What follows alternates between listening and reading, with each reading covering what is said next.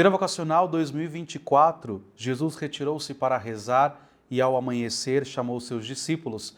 É o lema desta edição da Feira Vocacional da Diocese de Santo Amaro.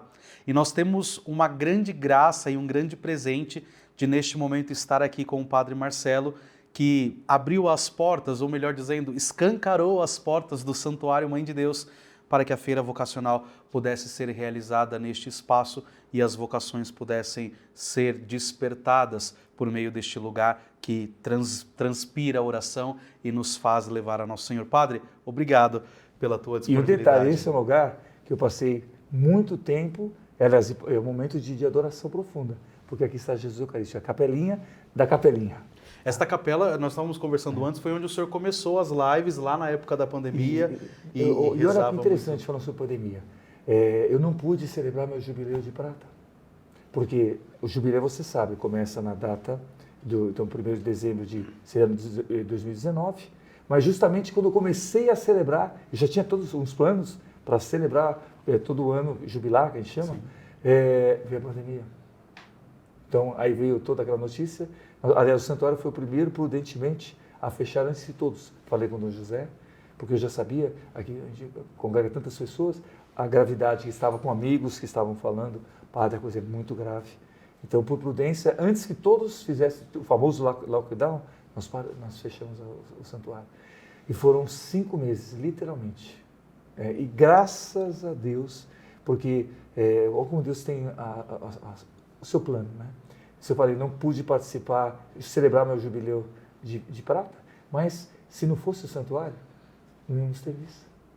Porque os padres ainda não estavam preparados a fazerem lives. Sim. E querendo aqui com a missa da Globo e com a missa da Rede Vida, e também com as lives que a gente já tinha o costume de fazer, pudemos dar esse prosseguimento, porque era uma incógnita, né? Não sabíamos o que ia E uma surpresa para todo mundo, ninguém esperava que de repente as igrejas se medo, fechassem. aquela ansiedade, Sim. né? Porque, eu confesso, é uma história. Na minha vida eu nunca vi, nem com Guerra Mundial, Primeira e Segunda, com tantas coisas, uma igreja ser fechada. Sim. E foi no mundo todo, né? Então, Deus, foi um período que passamos. E agora eu vou poder, espero, né, esse jubileu de pérola, Vai, com certeza. poder celebrar com projetos novos. E uma das coisas que me motivou, bom, antes de ser, olha como o mundo é pequeno, já estou quebrando aqui já, não, mas se aproveita. Antes de celebrar o jubileu, eu tive aquele momento terrível que foi o empurrão. Então, veja quanta tentação eu podia não estar aqui. Porque você conhece a Canção Nova, você sabe a altura que é aquilo. Então, mas aquilo me motivou a me cuidar e a levantar. E hoje eu posso falar, não é empurrão, foi um levantar. Então, Deus preparou. E com a pandemia eu achava que o ser humano mudaria, porque eu vi, nós perdemos vários irmãos sacerdotes. Sim. Então nós vimos o que a pandemia levou. Não tinha classe social, não tinha raça. Quantas pessoas morreram para mostrar como nós somos frágeis. Infelizmente as pessoas ficaram mais indiferentes. Por isso eu falei, não, esse é um ano jubilar que eu quero trabalhar muito a palavra amorizar, amorização, que é a cura do coração. Se você não curar o coração, o céu nós não teremos não, até rima. Tá? Então, a importância de curar esse coração. Padre, o senhor está falando sobre esta necessidade do cuidado e o senhor tem ressaltado ao longo dos últimos meses sobre este cuidado triplo, né? Se podemos dizer assim, do corpo, da alma e do espírito. Como que surgiu este desejo de falar sobre isso, de incentivar este cuidado destas dimensões todas? Na verdade, as pessoas começaram a perceber que a mudança em mim. Né? Então, eu falo, Padre, o que você está fazendo? Eu não vou mentir, eu estou treinando. Só que eles querem ver meu treino. Não vou mostrar meu treino. Por quê? Porque meu corpo é sagrado, você não vai me ver de camiseta. E eu tenho, como explicar, eu sou formado em educação física. Quando eu falei agora, teve uma homilia com o José, o meu passado, eu trabalhei muito nessa área. Sim. Então, eu tenho toda uma memória muscular, tenho coisas que isso me ajudou. Eu vejo que Deus permitiu para que eu pudesse estar mais preparado para essa missão. Tá? Então, é um cuidado físico tão necessário. Detalhe, eu também passei por depressão. Hoje, eu tenho certeza que se eu tivesse essa noção, mas Deus deixa a gente passar por muita coisa, o cuidar do corpo vai cuidar da sua mente e vai cuidar do seu espírito. Esse olhar, esse tripé. Aliás, nós estamos agora não tem um câmera aqui, é um tripé que está aqui segurando. Se tirar um dos pés, cai. Então eu comecei a perceber que eu não estava cuidando do corpo. Então, e também nós temos um bispo que é fantástico, Dom José, que é psicólogo. Ele me puxou muitas orelhas e falou assim: padre, cuida também da sua cabeça. Então, a importância de cuidar da mente e essa dimensão que nós, sacerdotes, somos médicos de alma. Então, esse diálogo, médico de corpos, médico de mente e médico, nós, sacerdotes, e com o exercício, não como estética, mas como saúde, vai nos levar a chegar a uma idade avançada, podendo servir o Senhor. Muitas pessoas confundem, né, padre? Imaginam que o exercício é só para a estética ou só para a vaidade, mas não só. Uma coisa que as pessoas não entendem, como agora é uma área que a gente não fala muito, é a educação. Bom, o exercício físico é básico. Você está com 29. Eu sei porque você fez um cálculo aqui comigo. Eu estou com 57. As pessoas têm que entender uma coisa. O caminhar é importante, mas para você ter uma locomoção após uma idade de 60 anos, ou até, eu acredito até após os 40 anos, é fundamental uma alimentação sadia, com mais rica em proteína, e a musculação. Tá? O exercício, por quê? Porque se a pessoa não faz isso, não tem essa noção, ela não vai ter força para depois caminhar com 70, 80 anos, 90 anos. Mas, agora vem o segredo, a oração. Então, falando sobre a educação física, eu estou conseguindo atingir o jovem. Porque hoje a pessoa quer estética. Sim. A gente quer saúde. Se o jovem entender que ele é templo de Deus, que esse templo tem que ser cuidado, mas cuidado, e no mundo que a gente está agora, volto da indiferença. Como você atingir a pessoa para que ela faça a diferença. E aí, elevando ao senhorio de Jesus. Por sinal, faço o convite. Nós vamos ter um LJ, esse do José esse ano, permitiu que eu conduzisse, chamado Hashirim. Vou voltar no passado que você nem sabe. Hashirim é Cântico dos Cânticos, em que levar as pessoas ao senhorio de Jesus e, ao mesmo tempo, né, com o senhorio de Jesus, levá-los ao batismo do Espírito. Na verdade, é o batismo do Espírito que leva ao senhorio de Jesus. Por sinal, e também uma coisa é que o nosso EDJ seja só da nossa diocese. Por sinal, eu já estou te fazendo um convite, eu ia convidar depois, gostaria que você fizesse parte também. Claro. Tá? Então, realmente pregando. Claro. Tá? Então, eu tenho sacerdotes que, nesse ano oracional, que nos prepara para o jubilar do ano que vem, que possamos levar o jovem a essa oração. Então, vou chamar o Padre Regis também. Por que o Padre Regis? Ele é formado em Educação Física. Então, ordenamos juntos, da mesma turma. Então, a mesma turma, então, pegando e levando, então ele vai poder falar muito da conversão dele. Sim. E, ao mesmo tempo, o cuidado que ele tem também do físico, e, ao mesmo tempo, cuidar da alma. E poder levar a juventude a entender isso. E não só jovens, né? Porque, seu velho, não, estou com 57. Juventude acumulada que vai levando a graça de Deus. Padre, o senhor comentou, falando dessa dinâmica de oração, e aproveitando que nós estamos no ano oracional aqui em nossa diocese, preparando para o ano jubilar, que o senhor fez um propósito um dia antes da ordenação. 30 de novembro de 1994. De fazer uma propósito hora não, eu fiz uma promessa. Uma promessa, de fazer uma hora de adoração diante de Jesus, no mínimo, né? No mínimo uma hora de adoração diante de Jesus. E eu imagino que, diante de tantos afazeres e diante de tantas vezes que o senhor tem compromissos missionários, compromissos de ir celebrar missas, pregar a palavra, levar por meio da música o evangelho a tantas pessoas, como que é não colocar isto em segundo plano? Eu não tenho perigo, porque a vantagem de ser padre, você está sempre celebrando. Sim. Então, não vai ter um sacrário, você vai um lugar, você vai arrumar e você vai poder celebrar e adorar. Então você vai poder ficar, isso dá para ser feito. Para mim, o momento mais difícil foi em 2013. Quando eu passei pela depressão. Eu digo, o que é a depressão? De um modo simples colocar. Imagina, eu não sei se você já perdeu o olfato ou o paladar. Tá? Paladar. Tá? E os dois. Você não comer alguma coisa sem gosto. E nossa fé não está baseada em gosto. Então, apesar de tudo isso, eu não deixei. E isso foi a minha força. Foram 7 meses, 22 dias. Eu contei, tá? Mas eu perseverei, porque eu sabia que eu sou apaixonado por Jesus, que esse amor me sustentaria e me sustenta. A oração é o que leva. Bom, você foi ordenado, quantos já tem? Já tem já? Vou fazer 5 anos de padre em 2019. Então, ainda é jovem sacerdote, Jovem depois dos 5 sacerdote. anos, mas esse é o segredo, não importa a idade, sem a visão eucarística. Uma das coisas que eu tive concepção já em 94, não é profissão. Eu fui um profissional de educação física, sou formado, e ser padre é missão. Então, tanto que uma das coisas que, esse é o meu jeito de ser, você sabe que eu nunca chamei mais Fabrício, padre Fabrício, do momento que você for ordenado, Sim. porque você é pai. O pai pode ser o pai mais terrível do mundo, pode ter abandonado seu filho, mas ele é pai. Não é profissão, é missão. E se o padre entender isso, e que a oração é o combustível dele, tá? Para mim o básico é a oração. O resto, o exercício, a higiene mental, os momentos que nós temos que ter, a intimidade com a palavra de Deus.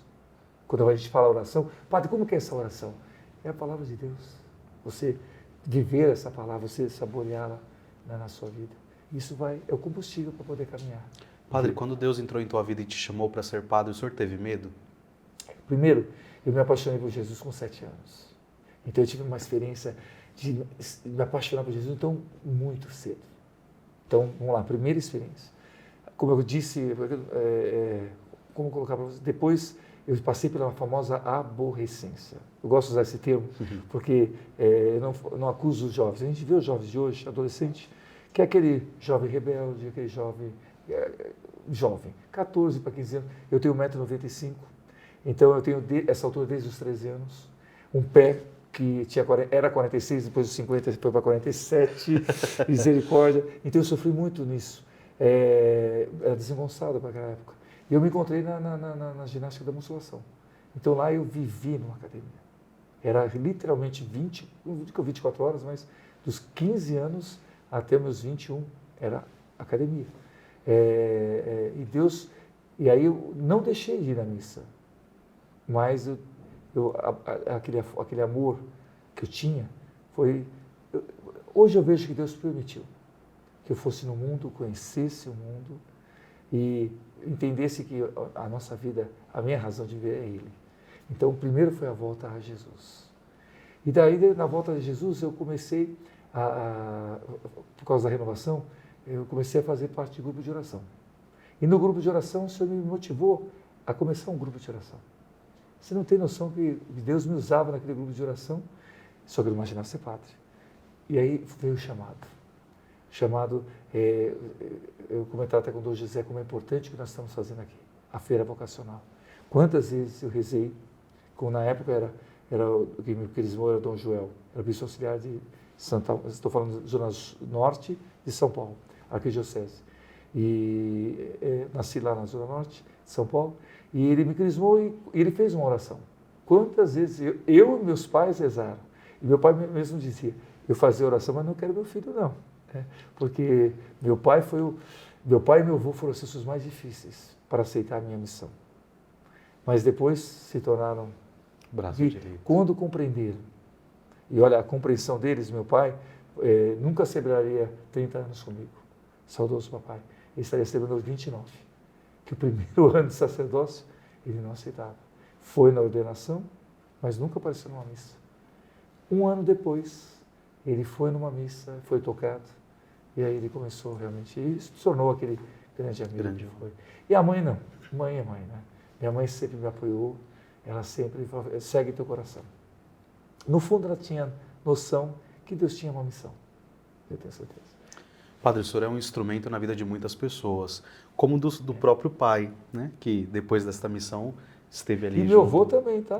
Só que meu avô é religioso, vocês lembram que meu avô é palmeirense roxo. Ele tentou, uma das coisas, não faça isso comigo, porque um dos motivos de ser corintiano foi tentar me comprar para ser palmeirense. Quando ele fez isso, eu falei, nossa, é o que faltava para um empurrãozinho, porque minha família é toda italiana, então é todo mundo palmeirense.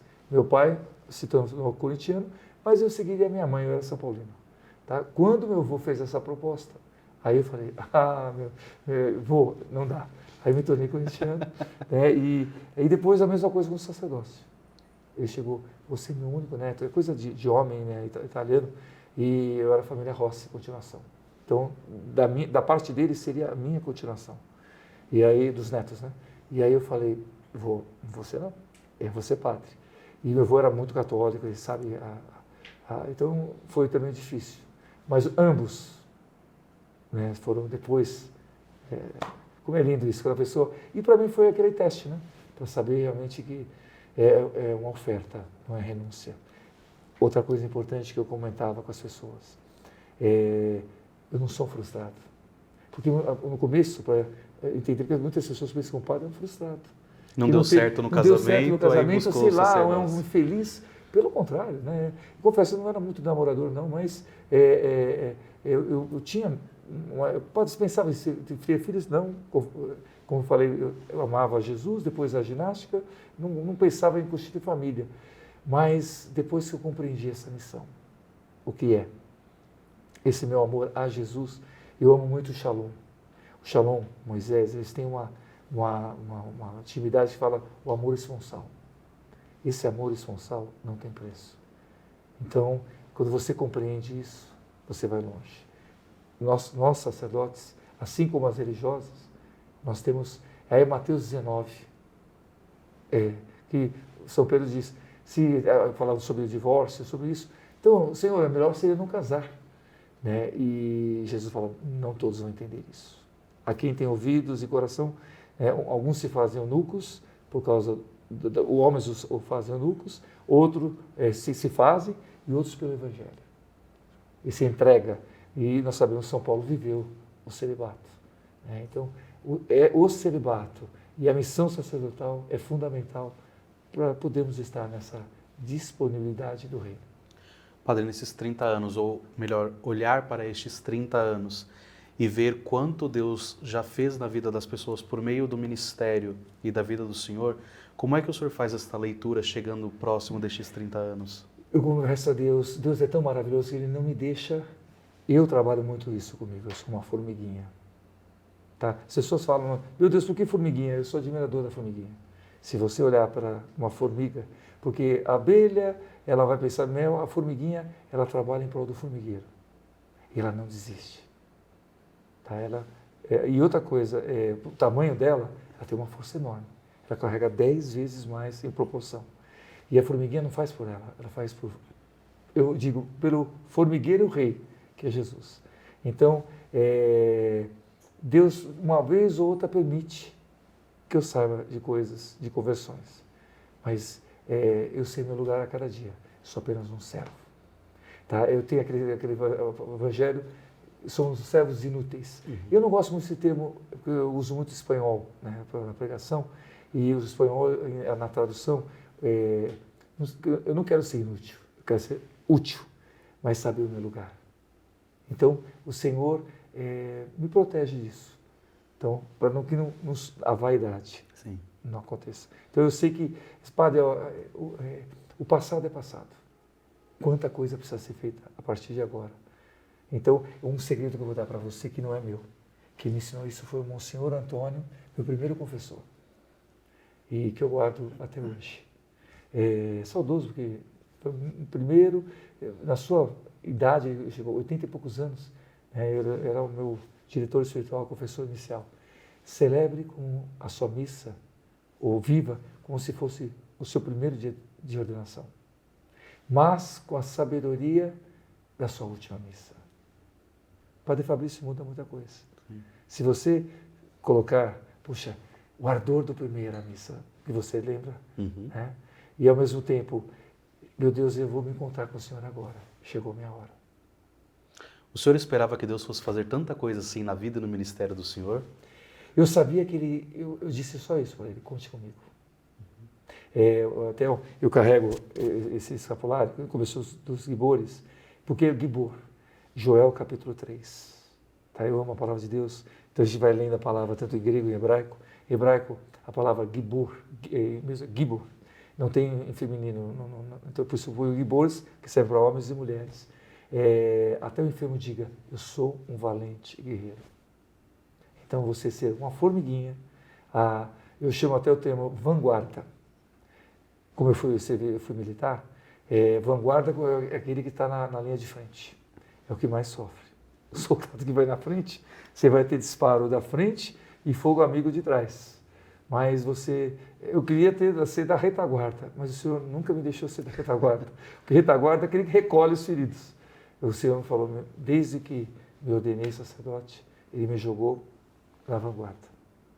E aí, você perguntava, por que os meios de comunicação? Jamais eu pensei nisso. São João Paulo II, que eu não pude falar para o Dom José, que eu falei das mulheres, mas o homem que eu admirava, e que, você vê a vergonha, o Papa esteve a primeira vez em São João Paulo II, aqui, e eu morava na Zona Norte. Então ele esteve do meu lado.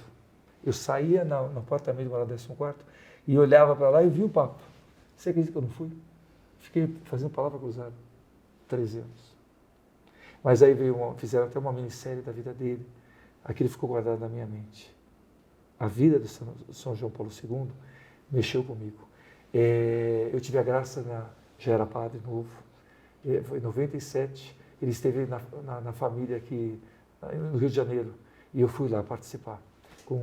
E lá eu tive o privilégio, os jovens sacerdotes, se vocês tivessem esse filho, você estaria também lá, eram uns 200 e poucos sacerdotes, ele só queria conversar com padres com menos de 5 anos de sacerdotes. Nossa. Então eu pude entrar. Que graça. E lá foi o maior desafio que eu tive na minha vida. Um dos desafios. Ele nos colocou uma situação da parábola das ovelhinhas e dizia, padres, nós sabemos o esquema todo paroquial, a paróquia é fundamental. Só que vocês têm que pensar em outros meios. Porque hoje, na parábola, se eu tivesse que contar, nós temos uma ovelhinha. 90%. 99% estão perdidas.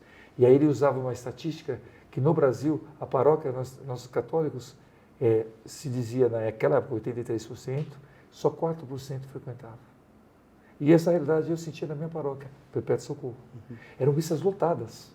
Tá? Então, tinha gente que ficava lá de fora, mas sejam 2, 3 mil pessoas, mas toda a minha população, pelo menos a paroquial, no território, eram 100 mil pessoas.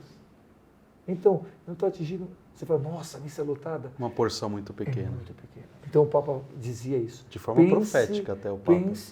Nossa, meu Deus, aquele homem, eu tive a graça, nem te contei isso, em 95 eu encontrei com ele. O Monsenhor, hoje bispo, Dom Cido, falecido, ele nos deu esse privilégio. Eu tinha nem um ano de padre de ir na capelinha do Papa. Tá, foi o Fernando pôde celebrar a missa, e eu e o Frei Moser estivemos do lado, tem essa foto guardada comigo, e foi uma das maiores emoções da minha vida. Foi a melhor homilia que eu escutei na minha vida. O Papa não falou nada. Mas eu trabalhei com coluna, correção de coluna na educação física. Quando o Santo Padre tirou a roupa que ele tinha após o atentado, eu vi a coluna dele. Ele ficou 20 minutos antes de joelhos. Eu vi, marquei no relógio. Depois nós tivemos que esperar, porque tinha um embaixador do Uruguai, éramos 9 sacerdotes. E aí nós aguardamos mais 20 minutos, ele ficou mais de joelho. Então, 40 minutos. Pensa. E aí depois ele veio nos saudar, nos dar o terço, e cada um falando a nossa língua. Um polonês que falava em português conosco. Quem falou que eu falava alguma coisa? Fiquei, na hora, a santidade daquele homem é tanto que eu não sabia o que falar. A mesma coisa, eu tive outros encontros, aí esse encontro com ele, e eu fiz uma promessa. Eu pensei, Santo Padre, eu vou fazer alguma coisa. Deus vai me iluminar. Foi aí que veio a ideia da música e a coragem de ir nos meios de comunicação, que até então, o Padre Zezinho avançava nos meios religiosos, mais laico, mas sem perder a identidade. E na minha época, era difícil o sacerdote ter que usar clésima. Eu rompi com Jesus, né? A gente foi, nossa diocese, o padre com roupa clerical era difícil. Para mostrar que é padre, né? Em todo momento. Todo lugar. Eu estava lá com eles, fiz vários amigos, mas minha identidade sacerdotal é preservada. Sempre essa missão. Né? O senhor falando de 95, deste encontro com o Papa, nós podemos falar do CD de 98, que é o CD mais vendido do Brasil. E aí eu estou chegando. O Papa que foi incentivador para ter essa coragem. E aí foi, só que aí, como eu tive o Papa em todos os lugares, faltava um lugar: cinema.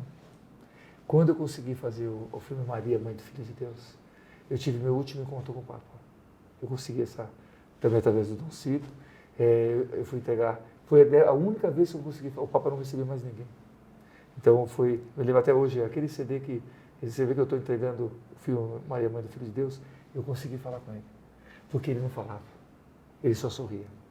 Então eu disse, eu fiz uma promessa para o Senhor e aqui está a última parte da promessa. Tá? Só que eu achei que acabaria aí a missão. É aí que Deus fala, não. Uma outra coisa que aconteceu comigo, não foi tão boa para mim, então foi até o momento da depressão. Foi o prêmio do Vantuan. Por quê? Quando eu recebi o Vantuan, que é o Papa Bento XVI, foi uma benção a igreja reconhecer como evangelizador moderno. Mas a tendência quando você já fiz. Você não fez nada. Quem faz é Deus. Então essa consciência de que é Deus que faz. Nesta época da depressão, o senhor também começou a escrever, né? É onde veio o ágape. Então, na verdade, a depressão veio, ela começou, a consciência, foi pós-ágape. Pós-ágape. Mas também, eu confesso, hoje conversando eu exagerei. Eu não cuidei do meu físico. Tudo que você está vendo aqui, isso aqui foi uma doação. Lembrando, eu sou um padre secular. Eu não sou religioso. As pessoas não entendem isso. O que significa? O padre secular pode ter coisas no nome dele. Gente, é coisa pessoal. Sim. Não tem nada, trabalho, é diferente. As pessoas não entendem isso, que é religioso. Então não foi uma obrigação, é uma doação. Então o que vocês estão vendo aqui, não foi pedido, raramente você vai escutar, não peço nada. E se Deus me concedeu a graça de fazer o trabalho e firme, e eu viajei, foram mais de 60 e poucos lugares, foram mais de 10 milhões de livros. Tá? O CD e o livro, que é o dinheiro pessoal, foi colocado aqui. Mas eu digo pessoal porque se entrega, é uma oferta. Que então, poderia usar em qualquer outra coisa, mas desejou usar na evangelização. Aliás, a Diocese de Santo Amaro, quantas coisas. Seminário. Sim. Você sabe, é bom que isso onde são formados os padres até os dias de hoje. E uma das coisas que eu queria, porque como eu fui seminarista, cada seminarista tem o seu próprio banheiro. Sim. Né? Então, e não era fácil. Que parece muito simples, mas que a época... Na época, como eu fui militar, você poder ter essa formação. Então, foi coisas que... E você poder contribuir. Não por obrigação. Sim. Mas doação, é diferente. Porque essa doação entra no movimento de amor também, né, padre? A gente sai um pouco deste campo de eu estou fazendo só porque devo, porque sou obrigado, mas porque numa livre doação de amor eu desejo eu tento entregar e ofertar. Pessoas. Padre Fabrício, nós vamos no cemitério direto, por causa de velórios. E quando você chega lá, você já viu o caminhão de mudança? Não. Não levamos nada. A única coisa que vamos levar é o amor. Por isso, a amorização. Que possamos ter essa consciência que o que eu vou levar aqui é o amor. Por isso, devemos fazer a diferença. Então, eu peço a Deus isso, que nosso sacerdócio faça a diferença. Padre, ainda nesta dinâmica de oração, o senhor tem uma devoção muito grande à Santa Teresinha. O senhor rezou há pouco na missa, Minha Pequena Flor. Como que entrou Santa Teresinha na vida do senhor e como que, até os dias de hoje, o senhor se utiliza desta devoção para este crescimento espiritual? Desde a minha infância. Então, eu estudei no Colégio Santa Teresinha, o mundo é pequeno. Eu namorei com uma pessoa, eu ia na igreja de Santa Teresinha, depois, caso, Santa Teresinha, só que eu não tinha essa devoção. A devoção a ela foi pós-depressão. Que eu comecei a ver as leituras, eu percebi o quanto Santa Teresinha estava me auxiliando. E daí meu amor a ela. Então, um carinho pós-depressão, a força que vem da intercessão. E aí você vai conhecer na vida do santo, né? Tanto ela como o Padre Pio. São os dois que, por sinal, quando eu fui completar meu jubileu de prata, eu fui tanto para o Padre Pio e como também Lisieux. Então era realmente o lugar onde me edifica no sacerdócio. Padre, eu gostaria que o senhor deixasse uma mensagem nesta câmera aqui para aquele jovem que está com medo de responder o chamado do Senhor. Eu já tive. No meu caso, eu não sei vocês, eu sou muito cabeça dura, por sinal. Então, Deus teve que usar de muitas pessoas. Tá? Primeiro, foi uma grande dúvida que surgiu, era o celibato. quando eu compreendi que eu seria capaz de viver o celibato, Deus me respondeu através de um congresso com Moisés da Shalom. Coisas que eu precisava para ser aquele impulsionado. Então, eu peço que nesse momento, Senhor Jesus, pelo poder do Teu nome, eu batiza no Teu Santo Espírito. Primeiro, básico, você tem que ser apaixonado por Jesus, senão não vale, não venha para essa missão. E ao mesmo tempo, nessa paixão por Jesus, que você compreenda que você se oferece a Ele. Senhor, que vocações possam vir, não é uma missão fácil, como o casamento também não é fácil, não vamos romantizar, tá? Tanto o casamento como o sacerdócio, mas vale a pena, porque isso aqui é uma passagem. Tenho 57 anos de idade, estou para completar 30 de sacerdócio. O que é isso de idade para uma eternidade? Quem compreender isso? Mateus 19, leia depois, onde Jesus fala, felizes aqueles que têm ouvidos para ouvir e compreender o que é o celibato, o que é essa entrega a serviço do Senhor e segui-lo em nome do Pai, do Filho e do Espírito Santo. Amém. Se um dia alguém chegasse e fizesse uma pergunta, porque eu tenho irmãos que são casados católicos orientais. Padre, você é a favor do celibato ou do padre casar?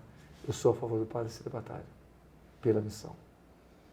Porque se você for casado e com os filhos, nós já temos filhos espirituais, é mais complicado.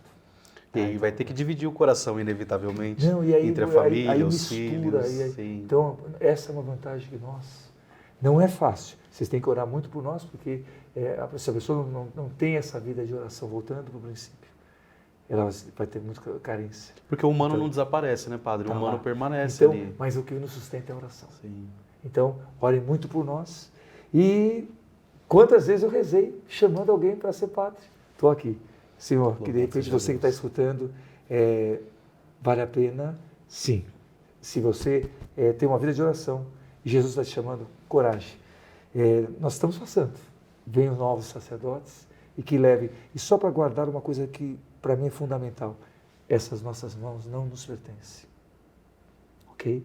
O sacerdote, você nunca recebeu unção dos enfermos, né? Não. Um dia, se eu receber unção dos enfermos, vai ter que ser aqui. Porque essas mãos são para consagrar. Sem padre, não tem Eucaristia. Guarde isso. Então, que o Senhor chame novos sacerdotes, para que a presença real dele, eu sou apaixonado pela Eucaristia. Minha promessa foi com Jesus Eucarístico. Então, que possamos perpetuar esse sacrifício. Eu tenho certeza que ele vai chamar. A vocação nunca vai acabar. Porque assim como ele me chamou esse cabeça dura, ele vai chamar muitos melhores para servir. Padre, muito obrigado. Muito obrigado pela tua doação, muito obrigado pela tua oferta de vida. Muito obrigado por nos inspirar, mas eu diria hoje, sobretudo, e talvez seria um agradecimento até pessoal, obrigado por nos lembrar que a centralidade do nosso ministério é Jesus na Eucaristia. E aqui está o segredo. E esse é um dos sacrários mais belos de São Francisco, por sinal tem, que é as chagas de Jesus. Tá? Então, quantas vezes... E quando eu fiz a minha promessa, foi nesse sacrário. Isso eu deixei para guardar no final. Tá? Eu fui na capela, um dia antes, foi não essa capela, que era na casa, mas era esse sacrário. Então você vê que, ao olhar aqui, foi aqui, dia 30 de novembro de 1994. Louvado seja Deus. E você, meu irmão, que está nos acompanhando, não deixe de enviar este conteúdo para aquele seu amigo, para aquela sua amiga que pode ser tocada por esta palavra. Não tenha medo, Deus nos chama e nós só precisamos ter a coragem de segui-lo e tudo mais Ele o fará. Que Deus o abençoe e que nós sejamos sempre fiéis a Ele em nossa vocação. Vai vir uma música aí, surpresa, do Frei eu posso falar, com o Frei Gilson, que eu gravei, que vai chamar muita gente. Aliás, uma não, duas, agora. Esse spoiler só a Feira Vocacional tem. Então não deixe de acompanhar, porque em breve lançamento novo e então você poderá rezar sempre mais. Que Deus abençoe. Esta é a Feira Vocacional da Diocese de Santo Amaro, neste ano de 2024.